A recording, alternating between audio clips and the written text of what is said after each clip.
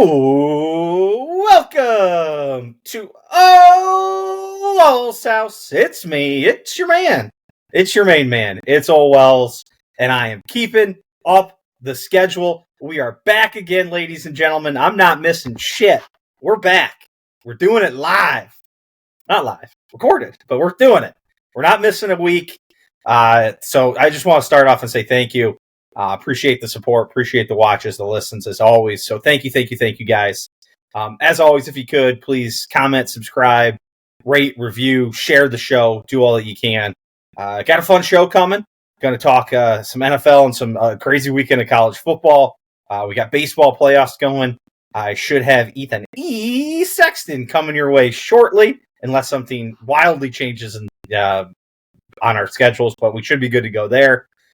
Passing thoughts as always. So fun show coming. I'm not missing it. I'm here. I'm in a different location, but I'm doing it. So without any further ado, let's get into this show. MLB playoff time. So Ethan E Sexton is here to join us. How you doing, E? I'm good, Wally. How are you? How's the ACL healing up? We're surviving. The ACL's good. The meniscus is on the repair. So we're getting through it. You sent a photo this morning, and it looked like there was some atrophy setting in. So, it's happening. I can't even. I think I talked about it later in the pod here. I can't even lift my leg, just straight up. It's the most ridiculous thing in the world. Just from being off it so that was Monday that I went to my first PT, and the surgery was on Wednesday. So 4 days, and the atrophy is just unreal already. Yeah. There's just no definition in my leg at all. It's just a blob of meat and fat. I mean, no offense, but to be fair, was there a lot of definition in there before this? Now, hang on. I'm a big fella. I carry some weight around in my legs. I got big, thick legs. You're still out there hooping at times, too, so, you know. Yeah, no. The one time. I was hooping one time, and that's how I ended up in this situation. Good point. Alrighty, let's talk about some baseball, man. We got a bunch of 1-1 series.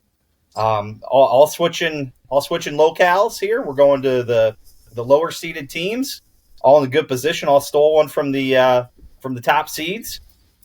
What are we thinking? And kind of a bounce back from what was a little bit of a, I don't want to say boring wild card, because there were some very interesting games, but 2-0 series sweeps in 3 of the 4. So we've got ourselves some ball games. We've got some controversy out in L.A. We've got a hell of a series going in Philly and New York. Detroit's pitching shutouts, and KC's taking on the big bad evil empire. Where do you want to start, man?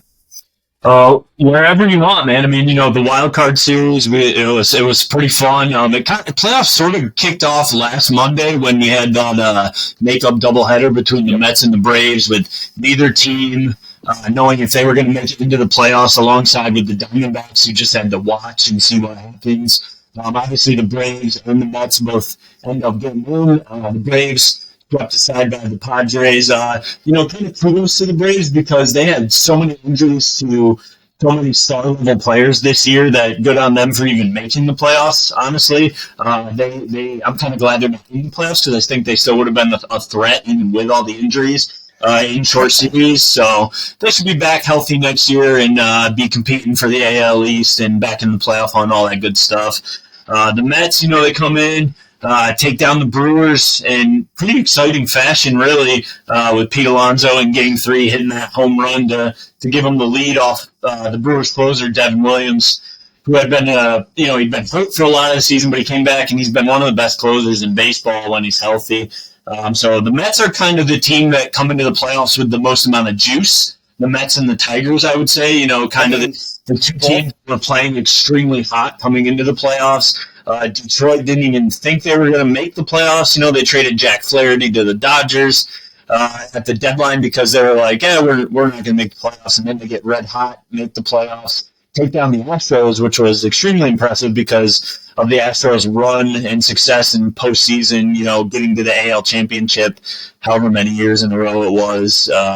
So good on them. And then Kansas City just kind of shut down the Orioles' offense in the wild card round. Kansas City has a pretty good starting pitching, as we're seeing, and the Orioles' offense just went ice cold in the year. They couldn't catch the Yankees in the East because of it, and they didn't hit at all in the wild card series. So tough for them. But some pretty exciting results, and we're getting some fresh blood to the division series. Yeah, it's kind of interesting how the Tigers and the Mets parallel each other. That they've essentially been playing, it's a kind of a funny term, but they've been playing in playoff baseball since the All-Star break, essentially. Like, they've been having to win, right, and they've both done it. So it's just both teams looked way out of it. I mean, shoot, even the Braves at times in the second half of the season kind of came storming back a little bit, but they looked like they were going to be back out of it a little bit and had some good fortune coming down the stretch. Why don't we start with your Phillies once we get to the divisions here? Nick Castellanos, again, the other night, just the dude delivers. Him and Bryce Harper going back to back. Just Harper with an absolute fucking bomb to dead center. Yep. They are a team that seems to have some pretty good starting pitching. They obviously didn't get the win out of Wheeler after he delivered an absolute fucking gem for them. Yeah. But they bounce back and get the split. I mean, how you feel about your Phils? Pretty good. I mean, they really needed game two, as you alluded to. Game one, you got your ace on the mound. He throws, 7 shutout, and then the bullpen, coughs it up. That was pretty devastating to lose that start. The bullpen coughed it up. The offense just couldn't really get anything going in that game one. And I'm not one that subscribes to the theory that they had to sit for 5 days. They're ice cold. I don't buy it. I don't think it helps that they had to sit, but I don't think it's a defining factor in whether you're going to win the series or not. I mean, the other 3 teams that had to sit all won game one and put up some decent offensive performances, so I don't really subscribe to that theory. The Phillies just didn't get anything going offensively in game one after Schwarber led the game off with a home run. So I hope losing Matt Wheeler start, because you want to win all his starts, because he's arguably, him and Terry Struble, probably the 2 best pitchers in the playoffs. Get cold, but he was kind of hurt a lot of the year, and then isn't at his peak, I wouldn't say. He's still really good. So you've got to win those Wheeler starts. So that one hurt. They absolutely needed game 2 at home. And that was a great game, back and forth. Both teams landing haymakers. Castellanos gets booed in one of his early at-bats, which I just thought was idiotic by the Philly fans, but that's what they get their reputation for, I guess. And then, it goes back-to-back with Bryce Harper the next at-bat, and then he walks the game off in the bottom of the 9th. So quit booing our players, Phillies fans. The split was much needed after the game 1 loss. They got Aaron Nola on the mound. I'm confident in him, pitching on the road. So game 3 tonight should be an interesting one. The Mets, like I said, they have the juice coming into the playoffs. I kind of called them the mediocre Mets for a lot of the year before they got hot. But they've got the juice, and they definitely have a shot to go far in the playoffs the way they're playing. So winning tonight's game would go a long way for the Phils to be able to end up winning this series. Yeah, I don't know a lot about the Mets, but it seems like that's a beneficial pitching matchup for them with Nola on the mound tonight against Sean Mayana. What do we know about this guy? Tremendous hair. Sean Maya. So he actually shaved his head since then, so he doesn't have that anymore. But he's pitched great. He's been probably the Mets' best pitcher down the stretch. He's been red hot to end the year. So a tough matchup for the Phils. Good pitcher on each side here. But, all these playoff games are hard. So, you just got to go out and try to win one here. If it goes game 5, there's been enough time that they could come back with I'm blanking all of a sudden. Wheeler. Yep. Wheeler, thank you. They could come back. And if they lose tonight, I imagine, I don't know for sure, but I would think that they would go to him on short rest for game 4 as well. So hopefully they'll win tonight, and then they can keep him waiting in the wings for game 5 if needed. But I would be shocked if he didn't pitch again in this series, depending on how tonight's game goes. And it seems like they've added a couple more rest days. Am I just imagining that, or they've added like that early rest day, like between game 1 and 2, or? So they did that for the American League. The National League took 2 days in a row. The American League game 1 Saturday, had game 2 or had Sunday off, and then played game 2 last night. They did the same thing for the National League last year. Okay. So I don't know if they're going to switch. I think it's just so that they have a game on every single night. Yep. If they all four teams played Saturday and Sunday, there would have been no games yesterday. So I think that's why they do it. But yeah, that makes a difference for the American League Series because you can bring your game one starter back a lot earlier in the series than you would normally be able to because they're going to get 2 off days before game 3. Yeah, and I know, just kind of switching gears, I guess we'll talk Cleveland here a little bit. I know it's really affected the way Cleveland's utilize their bullpen because, obviously, very different scenario for Cleveland and Philly. Philly's looking to get good, long starts out of their top guys. Cleveland's just like, hey, if we can get you to the 5th inning, we're going to the bullpen, we're going to Cade Smith, we're going to Gaddis, and just get us to Class A. And they were able to kind of they even utilized those guys in a big kind of win on the first game, and they were kind of rested in it. It didn't work out yesterday. It worked out for the most part till real late, but it had really changed the kind of strategy, and that they were able to just go to those guys no matter what. It turns out game one they didn't really need to as much, but it's been an interesting wrinkle just seeing how the teams handle those pitching matchups and what they do with them, and with that extra day for the AL teams versus how the NL teams have had to handle it. Yeah, you're absolutely right. I mean, like you said, in game one, they were up 7-0, and with the off day on Sunday, Stephen Vogt said, Tanner Bibee started to get in a little bit of trouble in the 5th inning, and as soon as that happened, he was like, I'm not letting the Tigers even remotely get back into this thing. I'm going to pull Bibee before he gets to 5 innings, bring in my elite bullpen, use these guys that haven't pitched in 5 days, and we get the off day on Sunday. They'll be ready to go again Monday, which we saw again yesterday that those guys were able to come back in. So yeah, I mean, it kind of did change up the strategy. It allowed him to get to that elite bullpen early in the game and be confident that he would have them for game 1. They have them again in game 2. Yep. What else have you thought so far of the Cleveland series? Obviously, you talked about teams coming off the long rest, and the thing's always been the hitters are rusty. Obviously, didn't matter to Cleveland in that first game. They came out and put 5 runs right on the board right away. Lane Thomas has been on fire lately. What a great pickup that's turned out to be for him. Just anything else you've noticed about him, and the best bullpen in the bigs, and one of the best bullpens statistically in history. Yeah, no, it's weird with Cleveland this year because we're so used to them having dominant starting rotations. And, their rotation's not bad, but it's not to the caliber that we have become accustomed to with Cleveland. Game 1, they had Bibee pitch. He's a really good young pitcher, pitched well. They pulled him early. Yesterday, Matthew Boyd, who was just like pretty much a veteran, journeyman type guy who was hurt for most of the season. He's always had good stuff, but he's always had injury issues. Pitched great. Pitched great. The big thing for Cleveland is, can their starters give them 4 innings, and then you get into that elite bullpen to kind of shut things down. And Detroit was pretty similar on the other side, except the difference with Detroit is they really only have one starting pitcher in Tarek Skubal, who absolutely dominated yesterday. He's probably, I imagine he's going to win the American League Cy Young. But the interesting thing with Detroit is they really only have him as a starting pitcher who can give them length. I would say they have 1.5 guys, Skubal, and they have Reese Olson, who was really good all season, but got hurt late in the year and just hasn't pitched many innings since he's come back. So he's only given them about 4 innings an outing. And after that, they really don't have any other starters. So the interesting thing with Detroit is that can work. It did work in the wild card series, 3 games. I think that could work and potentially may work in the division series, 5 games. But if they get through this round against Cleveland, I have a hard time seeing that working in a 7-game series where depth really starts to come into focus a bit more. You only have one guy who can give you 7-8 innings. It's going to, I think, take a toll on the rest of your pitching staff.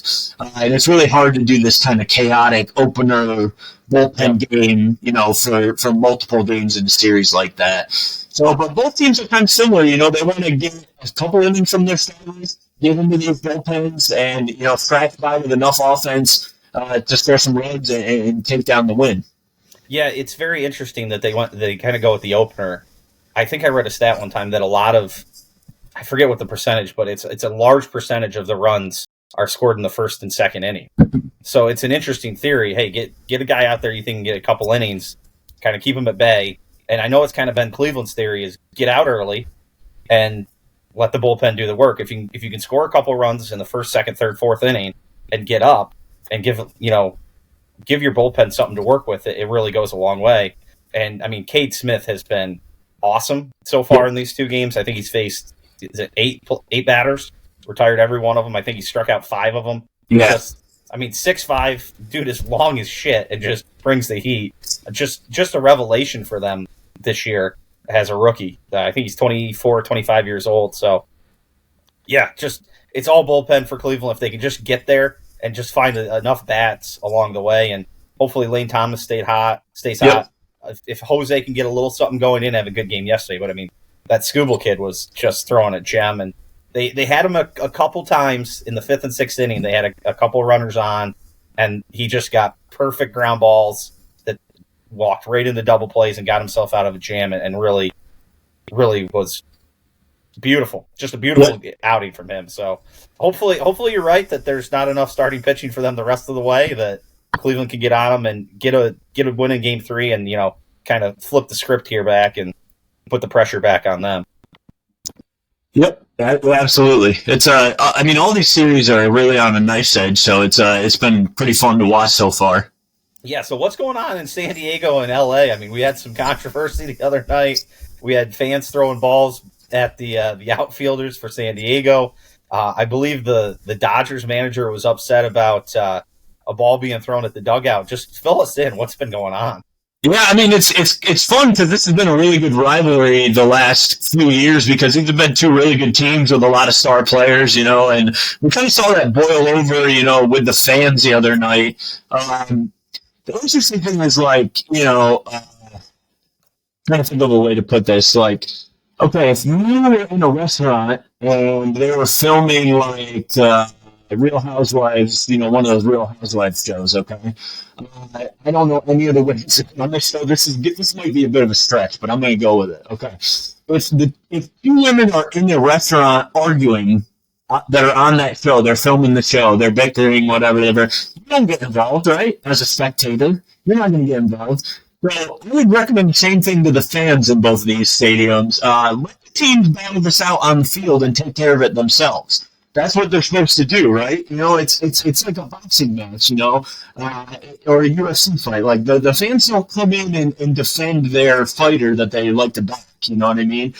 So the fan stuff, I didn't really love that. Throwing balls at players, throwing objects at players. Didn't really love that. I don't know, the whole thing with the Dodgers dugout getting fired up. I mean, Manny Machado tossed a ball after warm-ups at them, and I watched the video, and it didn't look like much of nothing. He tossed the ball over there so that they could get it off the field, is my assumption. But I will say that Manny Machado does rub people the wrong way fairly often in his career, so there could have been words spoken, who knows. But yeah, it's fun because these are 2 teams that clearly don't like each other. These are 2 really good teams, and it should be a really fun series the rest of the way. The cool thing about the playoffs or this division round is 3 of the 4 matchups are division teams facing off against each other, right? So they're already rivals. And then, you add in the heightened element of the playoff series, and that's getting everybody fired up even more. So I think it's been pretty fun, the fiery energy in that series. And, yeah, I just hope the fan stuff kind of cools off because we don't really need that. You know what I mean? It doesn't really help anything with the game. Just let the teams take care of it on the field. I did not have a Real Housewives on my bingo card from you today, E. Not going to lie. That was probably a stretch, but I think you can understand what I was saying. Another, impressive probably isn't the right word. It's probably not a strong enough word, is Shohei Ohtani. And the way he shows up in the biggest moments and just produces. All-star game, huge home run. Every time there's a big game, it feels like he's doing something huge. He hits that home run in Game 1 and has the bat flip of all time, just whips the bat at the dugout. This dude is fucking unreal. He's by far the best player in baseball, right?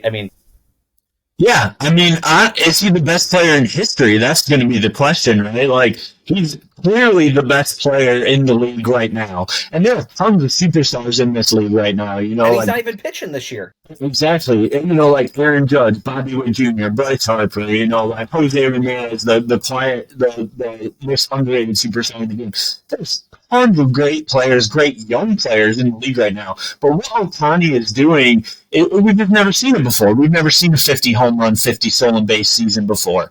The guy is just amazing. And to your point, he's not even pitching this year. So wait till he comes back next year and, you know, throws up a 3 ERA with, you know, over a strikeout per inning on the mound next year.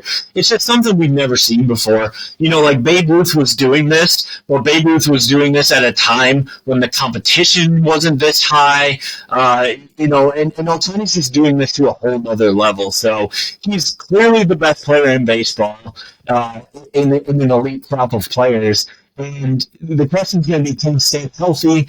When he stay healthy, pitching and hitting enough to become, you know, the best player in history. You know, I've seen stats out there like Ohtani this season was only like the 8th or 12th or whatever it was best season of Barry Bonds' career.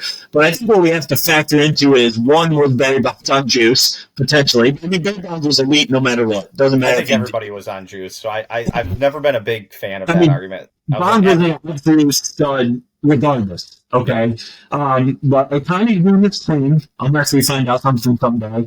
He just likes to gamble a little. He's going to pitch, yeah. No, his interpreter did. He's going to pitch. I don't know. The guy is like, it's like he's not even human, man. It's crazy. So, yeah, but like you said, the big moments, he rises to the occasion. He's just an elite player, and I think we should all enjoy watching him because when it's all said and done, this is arguably going to be the best player in history. So we got to soak it in and try to watch him as much as we possibly can. Yeah, and these are the two most star-studded. Well, maybe the Braves too, depending on what you're looking at. But I mean, the Dodgers and the Padres are just loaded with stars and names. I mean, Yep. Machado, Tatis, and the entire Braves or the entire Dodgers roster. It's like, Right. there was 7 All-Stars on that team. Like, you could just go down the batting lineup and be like, oh, this guy. It's just incredible. Yeah, a lot of stars and two teams that do not like each other, so that makes for a fun series. Yep. All right, one last series here to discuss. We got the Yankees and the Royals. The Royals steal one last night. The buzz, travels to the Monday Night Football game. They're showing guys in the stands in Royals gear. Can the Royals do this? Can the Royals pull the upset? The Yankees are another loaded roster. Like, is this something the Royals can pull off? Yeah, absolutely they can. The thing about the Royals is, they came in the playoffs hot. They made a good run, to end the year for the most part. They stayed down right at the very end a little bit, but they clinched. They got in the playoffs. And the interesting thing about them is, they pitched. They have really good pitching. They had a suspect bullpen for a lot of the season, but they fixed it at the trade deadline. Most notably, they brought in this guy from the A's, Lucas Oseg, who's become their closer. Really good stuff, really good pitcher. He's been able to lock down games for them. The two biggest things, last year they lost, 100 games. They were a rough team, and they really turned it around. One, because they have an absolute superstar in Bobby Witt Jr., one of the best players in baseball. They got Salvador Perez, who is having one of the best seasons of his career, even though he's starting to get a little older in age, but a great leader. He had a great season. But the other thing is they signed two legit starters this year. Michael Wacha, who pitched last night, and who pitched in Game 1, and Seth Lugo, who's going to pitch Game 3. Two guys that really added to the rotation, gave them a lot of innings, and that helped them, to win more games because they had pitching that they could actually starting pitching that they could actually rely on. On top of last year when they made a great trade, flipping Aroldis Chapman to the Rangers for Cole Reagans, who's become their ace. So they've really built up a nice team in a short span here in Kansas City. And, I give them a chance in series because they can pitch. And the thing about their offense is their offense doesn't strike out. So they put the ball in play, which tends to lead to more base runners, get more guys on base, doubles, somebody's on base, they're going to score. home runs go from solo shots to 2 to 3 run home runs. You can put crooked numbers up on the board. So I definitely give them a shot. The Yankees are the favorites for a reason. Way more star-studded roster. Even Bobby Witt's probably going to finish second to Aaron Judge in the MVP, but Juan Soto was right there, in the top 2 to 3 as well. Just Judge and Soto, absolute studs in the middle of that order. And then, they've got enough guys on offense that contribute. Stanton's contributed already. We've seen Gleyber Torres, after a rough start to his year, turned it around. So Yankees are a favorite for a reason. They've got Cole again waiting to pitch another game, and I would think that he's going to pitch a little bit better than he did in Game 1, even though they got the win in Game 1. Rendon looked good until he didn't last night. So the Yankees are favored for a reason. Again, just another series that really could go either way, really close. And, it's flipping to Kansas City. I think those fans are going to show up and show out because it's been a long time since they were in the playoffs, since they won the World Series. And that's kind of the cool thing is, same for Detroit. It's been a long time since they've been in the playoffs, and they're going to get, to cheer on their team at home. It should make for some really good atmospheres. Okay, I'm going to put you on the spot now. I'm looking for who wins every series here. Yeah, I hate that. I hate doing predictions. I don't know. I'm going to go Phillies. I think I'm going to go Padres. I just think I'm worried about the Dodgers starting pitching. Because Walker Buehler's going to pitch Game 3 tonight. He's only been pretty bad all season. And then after Game 4, they're probably going to have to rely on a rookie, which is a little bit hit or miss. And then Yamamoto can come back for Game 5, but he didn't pitch very well in Game 1. He was hurt a lot this year. He's very good when he pitches, but he didn't look good in Game 1.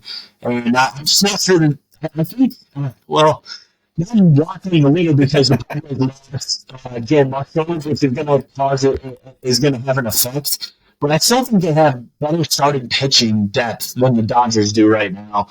But all the series could go either way. That's why I hate predicting them. But I'm going to go Padres, Phillies, making it to the NLCS. And I think I'm going to go Cleveland.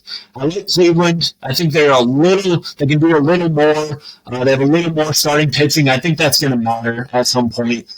If you get to Game 5, though, against their Struble, you might not want to get there, Walls. I'd like to see this thing get ended before it gets back to Cleveland. I don't want to see that. I agree. I'm going to lean Cleveland, and I'm going to lean the Yankees, I think. The Kansas City right there in it, too, but I think I'm going to lean Cleveland and the Yankees. Cool. Anything we missed, E? Anything else we need to know about? No, I don't think so, man. I mean, one thing I was going to bring up to you, you're the host of the show, but what do you think about? You may not have seen this because you've been pretty busy with your leg there, man. But what do you think about Tito Francona coming back? He's going to manage the Reds next year. Whatever, they're losers. Cincinnati's in Kentucky. It doesn't matter. Fair enough. Right. The move for Cincinnati, honestly, that's a good young team with a lot of talent. He's a Hall of Fame manager. I think it's interesting, because he kind of seemed like he wanted to be done. He had a lot of health issues, but guys like him, they're taking it off and they want to get back in the game. We saw it with Bruce Bochy coming back to manage the Rangers. It kind of reminds me of that, and it also reminds me of when the Cubs went and got Joe Madden. Yep. And both those teams ended up winning World Series, so we'll see what Tito can do for the Reds. But he's got a really good young roster, and he's an elite manager, so kind of a cool stuff for them. I thought I was both surprised and then not surprised all at the same time. Yeah. It was like, I'm surprised he came back so quick, but the dude seems to be a junkie for baseball. Right. So guys that can kind of stay away. It's like Jordan Clark going to the Crosscutters. Jordan Clark going to the Barnstormers. Shout out to Clarky. Big Cat's a Crosscutters guy. That's right. Yeah, my bad. Awesome, E. Well, man, I appreciate it. Thanks for making a little time. We got a fun couple days in the division series for sure coming our way, and then some fun matchups that we can get in any different direction for the AL and the NLCS as well too. So I think we got a fun month or so of baseball here coming up. So. Absolutely, man. The best time of the year, right? We got football in full swing, baseball playoffs, NHL started, yesterday and today for other teams. NBA started, college football's going. It's just a beautiful thing. There's a lot to watch on TV on any given day. So that's never a bad thing. It's a good time of the year for me to be able to not move. I've got a lot of stuff to at least keep me interested for a while. So. You have the excuse to be a couch potato, man, and you can really soak it all up. So go for it, man. I'm gonna. Well, E, I appreciate you, buddy. Thanks for coming on, and hey, we may even talk again here in not too long if the right opportunity presents itself for us. So thanks, buddy. I appreciate it. You bet, Wally. Take care, man. NFL Week 5 in the books. Green Bay Packers get another win here this week. Take down the Los Angeles Rams. It was in doubt for a little bit. It wasn't the smoothest game, especially in the first half. There were some very worrying things that were going on in the first half. With about 3 minutes remaining, the Packers had only run one play in Rams territory. Not good. And that was based off a Jordan Love deep ball to Jaden Reed. What a catch by Jaden Reed there. And Josh Jacobs gets, I believe, his first touchdown of the year, 5 games in. That was the first score of the game, and then they looked like dog shit. Just absolute dog shit. The defense was getting no pressure up front. Just getting worked by the Rams blocking scheme and the run. I mean, they'd be getting guys into the backfield and then just getting lit up on, trap plays and just different blocking schemes. And then if they did get by the offensive line, which is annihilated for the Rams, we should point out. I think they have 3 of their starters on the offensive line are out. If they do get by that, they are just whiffing tackles. And then Jordan Love threw maybe one of the dumbest interceptions I've ever seen in my life. The ball's at about the 4 or 5. And we roll a long developing play out to the right. I think the idea is you get rolling out to the right. You have options. Maybe you can run. You're outside the pocket. You can get rid of it. You can just throw it away. And the line gets blown up. He almost gets sacked. He gets hit. I think probably in a world where roughing the passer and quarterback protection isn't a thing, he gets lit up a little harder. And he just kind of gets shoulder checked almost and is stumbling. And to try and avoid the safety, he flips one. It was a real Brett Favre-esque moment out there. And it gets picked off, at the 8-yard line or whatever it is, and it gets taken back. And things were looking bleak. But the Pack got out in the third quarter in the second half and scored some touchdowns. So, they scored a couple touchdowns. Tucker Kraft yak and cheese, baby. A big run after the catch for Tucker Kraft's first touchdown. 66 yards for Mr. Tucker Kraft. Gave the Packers a lead. Extended it out with another Tucker Kraft touchdown. Both passes from Jordan Love. We'll get there in a second. The Packers, I felt like, had one other chance to put the game away and didn't quite do it. Let the Rams come back and score. Quickly give them the ball back, and the Rams are going. Driving to win the game, with I think it was like 2:30. I think the Rams scored at 3:30 and then got the ball back with 2:30 left in the fourth. Defense holds up, makes the plays when they need to. They're getting kind of gashed. We're looking like we're in prevent, and things aren't looking ideal. But everything turned around finally at the very end. The defense buckled down. They made that 4th down stop, and we could go and put the knee down. Jordan Love. Another interesting game out of him. He looked better health-wise this week, I thought. Didn't look as timid as I thought he looked last week. Again, a very bad interception. Does throw for 2 touchdowns. One of them is a long run by Tucker Kraft, but a good throw to him regardless. The Jaden Reed ball that set up the Josh Jacobs touchdown was a questionable throw. It works out, so we're not second guessing it a ton here, but you wonder, whew, oofta. That could have been dicey. But, it works out, so, no big thing. And It'd be nice to see Jordan Love, and again, it's just his third game of the year so far through 5 games. Dealt with some injuries, obviously. Just, get in the flow, get back out of the flow, but every game he's looked questionable, would maybe be the way to put it. So, would love to see some more consistency out of him. The upside has still shown itself. The downsides have come back to that first half of last year. Hopefully, a couple more reps, and we work that shit out of us. Because there ain't time for that. You're in a tough division. The Green Bay Packers are in a tough division. The AFC North is going to be a hard division to win. The NFC North. I'm an idiot. I'm not even on the pain pills anymore. The Vikings are 5-0 now after they beat the shit out of the Jets. The Lions are 3-1. They were off this week.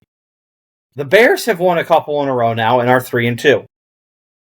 It puts the Packers at last place in the division. I don't know if they would go points for, division record, how it would go, but currently the Packers are in a tied for last in the division. Every team in the NFC North is over 500, with the Vikings being 5-0. I said I wasn't sold on the Vikings last week. I don't know if I said that on the pod. I've said it. I still don't know if I am. I don't know what to think of the Jets. I mean, we can kind of spin to that game here. Just a sloppy game out of the Jets again. Rodgers gets a sprained ankle. Even through the sloppiness, Rodgers throws 3 interceptions, a couple of the worst ones I've ever seen him throw. One, he just gets tricked by Van Ginkel, who takes it to the house. Next, he just completely airmails somebody. Alan Lazard also drops like 4 balls. And the Jets still have a chance to go win the game on the final drive. Doesn't happen. And the Jets defense only allowed 1 touchdown. 23-17. The 1 touchdown was Andrew Van Ginkel's touchdown interception return. And they gave up 1 touchdown in the second quarter. Other than that, the Jets defense stood the hell up. So I don't know. I'm still not sold on the Vikings. I don't know if that sounds ridiculous when you're 5-0. I mean, you are what your record says you are, and they're 5-0 and the best team in football by the record. But I don't know. I'm not buying it. Like, you can't convince me that Sam Darnold is going to be that guy. Thursday night, the Falcons get an overtime win against the Bucks. We were trying to hit the over in that game in the first half. That was nice for the bankroll. Bears beat up on the Panthers. The Washington Commanders. Let's stop right there. The 4-1 Washington Commanders dismantle the Browns. They give up 1 touchdown in garbage time. And Jaden Daniels looks awesome. It's funny. I'm looking at his stat line now. The throwing stat's not as impressive as maybe it seemed because he runs it so well. 14 of 25, 238, 1 touchdown, 1 interception. Ran for another 82 yards. Was their leading rusher as well. The kid looks special. I think what's most impressive is that he's not looking to run. He's looking to pass. And if that breaks down, then he runs. Now, hey, maybe, if someone wants to nitpick him, they can say, oh, well, he's got 2 more. He's got another read or 2. Let's not do that. Like, this kid looks good. I mean, they were up. What'd they get up? 24-3 in the first half. Spread it to as much as 34-6. I mean, talk about teams going 2 completely different directions. Washington has found their franchise quarterback. They're a team on the rise. They've got all the energy, the good mojo. The momentum is behind them. And then you get the Cleveland Browns. Deshaun Watson, pitiful again. 15 of 28 for 125. The Cleveland Browns are 1-4. There's a ton of money locked up in Deshaun Watson, and this is a bottom-feeding Cleveland Browns team. I mean, just a disaster for the Cleveland Browns. Just absolute disaster. AFC North, that, again, I'm not sold on the Steelers as being great, and they're getting a gift that the Bengals start 1-4. and they're just blowing it. Just absolutely blowing it. Just incredible. And the Commanders sit atop the NFC East. Incredible. Let's just keep spinning around the league here. Those were kind of my big ones. Ravens with a big win over the Bengals. What a swing game that was. It was just back and forth all day. Joe Burrow goes nuts. Some questions about why Joe Burrow had the ball taken out of his hand at the very end of the game, and they got a little conservative. But talk about some incredible quarterback play. I mean, the stat line for Lamar Jackson doesn't do it justice. 26 of 42, 348, 4 touchdowns. He was running it. He was, bobbling snaps and making great plays out of it. On the other end, Joe Burrow goes 30 of 39, 392, 5 touchdowns. Jamar Chase breaks off like another 60-yarder. He almost has 200 yards on 10 receptions. I think that was a 42-point week for Jamar Chase. I think the Joe Burrow-Jamar Chase combo was like 70-some points. Excuse me, I got a little thing there. So, yeah, but that was a game that had the Bengals won 2-3, and the Ravens would be 2-3, and you'd be looking at the standings, and you'd be like, oh, a couple of 2-3 teams there, following the Steelers at now 3-2, after they, in a delayed game, so I didn't see it. I saw parts of it. I saw Dak throw one of the worst interceptions I've ever seen in my life right before half when it looked like they were going to score. They got to the red zone twice in the first half and didn't get any points out of it that I saw, like in the 2 drives I saw in the first half. Just bad. But he ends up getting the win at the end. Cowboys win 20-17. So the Cowboys, remain on the good side of 500. They're chasing the Commanders. Eagles off this week. Nobody knows. Giants. The Giants get a win. Excuse me. The Giants go to Seattle and get a win over the Seahawks. I did not see that coming. I thought the Giants, I believe Malik Neighbors was out, were going to stink, and the Seahawks were going to run all over them. Didn't happen.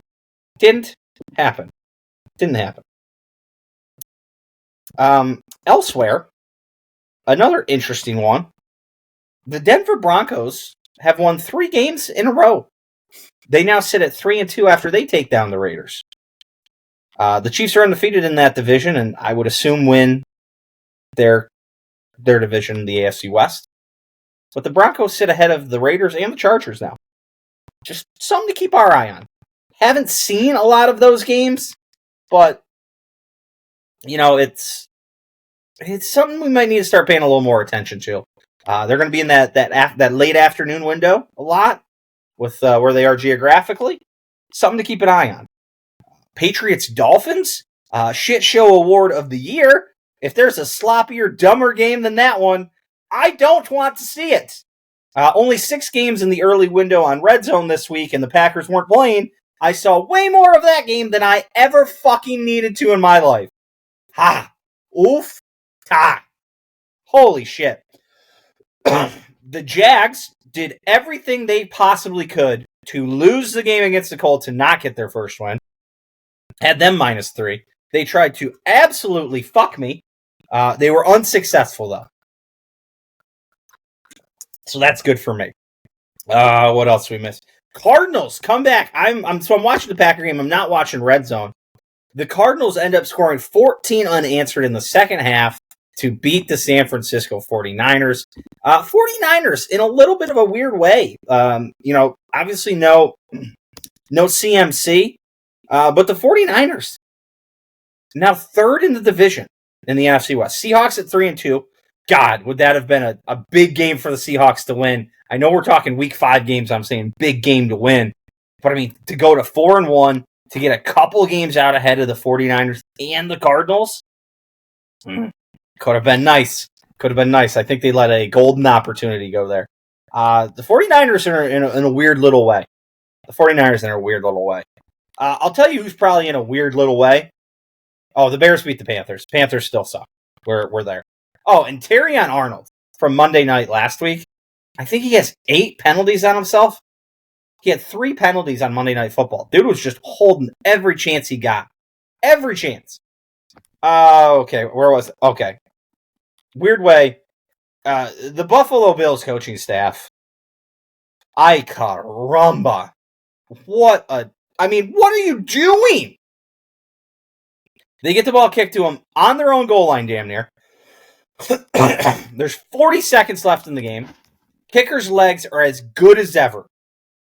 You want to win the game.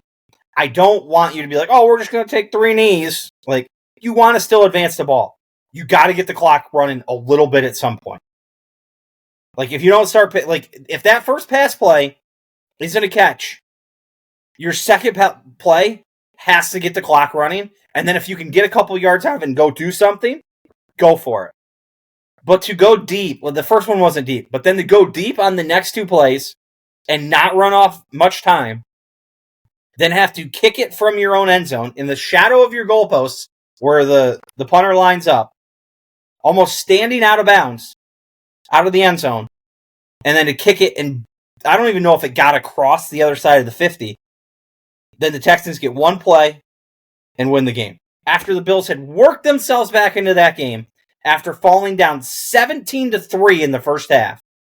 And hey, maybe they're thinking, we're on the road, we've worked ourselves back in, we've got momentum, we're going to go do some. I just don't know that you can accept 1 intermediate pass and then 2 deep balls and give a team in today's NFL with the way these guys kick a chance to run 1 play and get the ball advanced. I don't know if that's the best idea, guys. And somebody's going to have to answer some questions, I would have to think. Someone's going to have to answer some questions. Monday Night Football, I will have an addendum. Saints-Chiefs are tonight.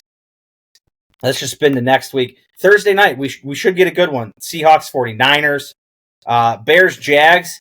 Another spot where the Bears can get a win. That could move the Bears to 4-2. I think they're bad, but hey, it's a London game, though. So that's Jags territory over there. Bucs Saints, that'll be an important game in their division. Ravens Commanders will be, that's going to be a good game. Cards Packers, that's a spot that the Packers need to win. Texans got the Patriots coming into town. Browns Eagles, a couple teams with dysfunction. Steelers Raiders, can the Steelers bounce back? Titans Colts, who cares? Chargers Broncos, Lions Cowboys. In the late afternoon slot. Hell yes. Bills Jets Monday Night Football. Jets need a win. And then Bengals Giants Sunday Night Football. Also a couple teams in dire need of a win. Okay, that I think wraps up the NFL for this week. Let's move on. College football. In a week I told you was going to be boring. Fucking don't ever listen to me, right? We get a pretty wild week. There was only 1 ranked matchup. That game was a blowout. Texas A&M absolutely hands it to Missouri. But there were some upsets galore. Let's just start with Penn State. Now up to number 4 in the nation due to some of these upsets. They take down UCLA. Not a particularly clean game again. Just no points in the first quarter. It seemed a little sloppy. But hey, a win's a win. I mean, again, not the best thing I've ever seen in my life, but, whatever. But we have some big teams go down. Just craziness. Number 1, Alabama goes down to Vanderbilt. Vanderbilt takes the goalpost 3 miles down Broadway, tosses them in the fucking river. See you later to them. Tennessee goes down. Miami almost goes down. They have to come storming back late night out in California. Michigan goes down to Washington. Just a wild week, ladies and gentlemen. Just craziness from start to finish in those big games and those big upsets.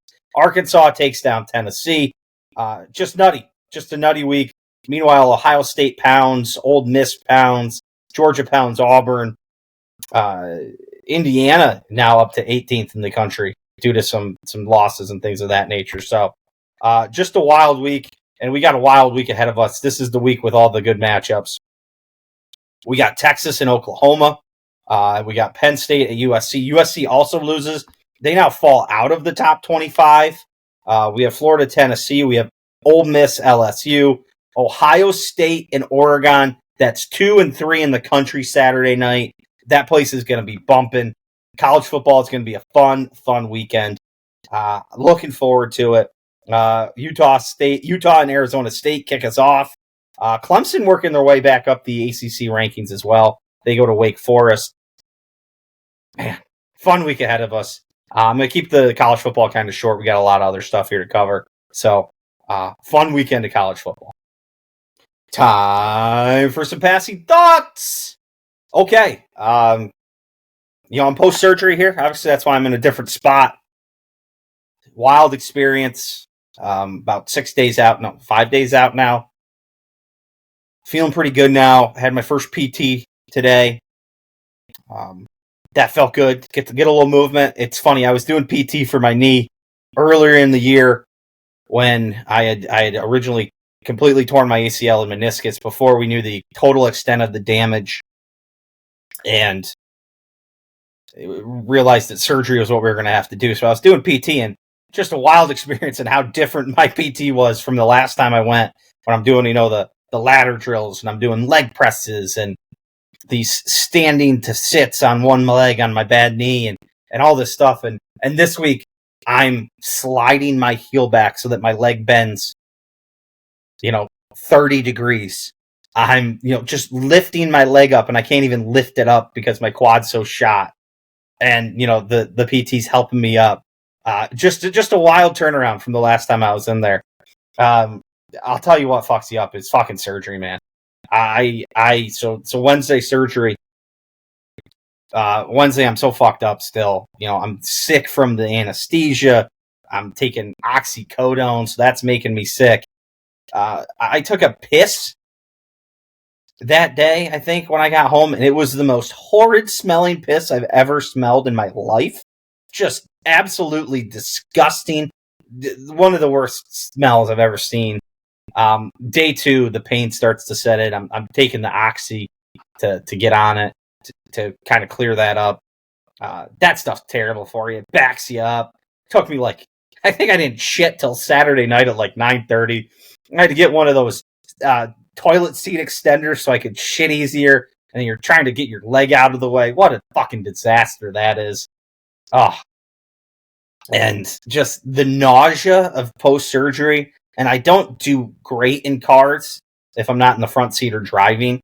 And so because my leg's locked out straight, I can't sit in the front seat. I have to sit in the back seat sideways. So I'm not really even looking forward. And I'm nauseous already. And, that was the big thing, was they were trying to get my nausea under control before I left the hospital. And then I'm sitting sideways in a car and just terrible. I'm just holding the puke bag, just trying not to puke on the way home. Just, terrible. But by Saturday and Sunday, it started coming around. Got out to my chair in the living room, had to move my recliner chair out of my basement. But we're doing all right. We're getting through it. Had some time to watch the Mr. McMahon Netflix documentary. Just a couple of takeaways. First of all, nobody is a bigger fan of anybody in the world or thinks any one person is as great in the world as what Bret Hart thinks of Bret Hart. Absolutely nobody. That guy has the biggest self-worth I've ever seen in my life. It's incredible. Every time the dude talks, it's about himself and how great he is and how much better he is than everybody else. It's almost admirable how fucking incredible that guy thinks he is. Just wild. Funny, interesting that, Vince McMahon was doing stuff on the Letterman show way back in the day. Another dude who's a shocking person in their belief in themselves and just doubling down on themselves is Vince McMahon. This guy is obviously a absolute dog shit human being and it would just convince you that he's not. Just tell you to your face, I'm not as big of a piece of shit as you think I am, which is just out of this world for how incredible it is. Just out of this world. Just wild. What are some of my other notes here?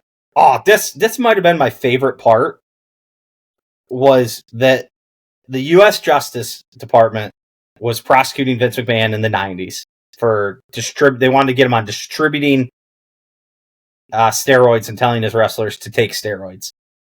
And they thought they had Hulk Hogan all set up to just be the star witness and just absolutely fuck him. And the Hulkster backstabs the Justice Department. And it's just tells you about it in the documentary. He's like, oh, I told them, I didn't tell them exactly what I was going to say, but I told them they were going to hear what they wanted to hear. And just gets immunity. He's like, well, now they had immunity. I'm saying whatever I wanted. Just all-time fucks them. I mean, the U.S. Justice Department trying to do to everybody what they always do, just bully you in and just bully you to do what they want. And he just said, okay, I'm going to spin this and fuck you. Incredible. That Phil Mushnick guy does not like WWE, does not like Vince McMahon. And, it's hard to feel bad for Vince because, like I said, he's a piece of shit. Like, there's no doubt about that.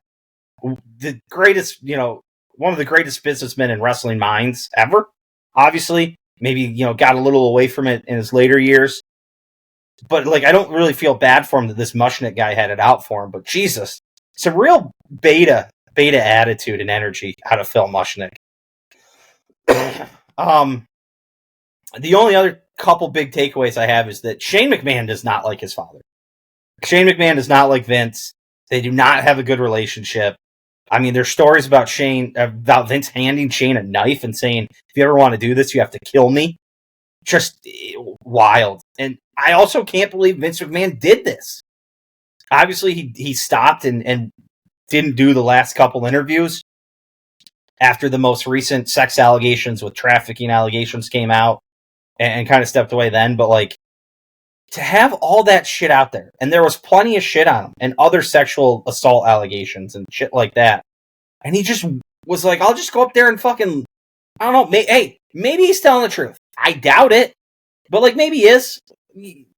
I don't know. Sitting here, I have an opinion that I think I'm pretty informed on and I've read enough, but the guy just sat up there and was like, no, bullshit. Hey, that person, they settled their lawsuit and they came back to work for me. Can't be that true. Just absolutely wild. Just absolutely wild. Yeah. I think that wraps it up. So I'm on the recovery road. Probably going to be seeing me from this location for the next few weeks. And if I got through week 1, I'm going to get through the rest of them, I think. And we're going to keep this show on the road and we'll keep this thing rolling. So let's go wrap this thing up. Closing time, everybody. As always, I just want to say thank you to everybody. I appreciate your support. I appreciate the watches. I appreciate the listens. We're coming back next week. We're going to keep this thing rolling. We're going to stay on schedule. So thank you. As always, if you could, please rate, review, comment, subscribe, and share. Big thank you, as always, to producer Kevy for helping me get figured out the video portion here. Big thank you to Ethan E Sexton for coming on and talking some baseball. And we'll be back next week. College football, NFL still rolling. Baseball playoffs, it's all happening. So until next time, peace.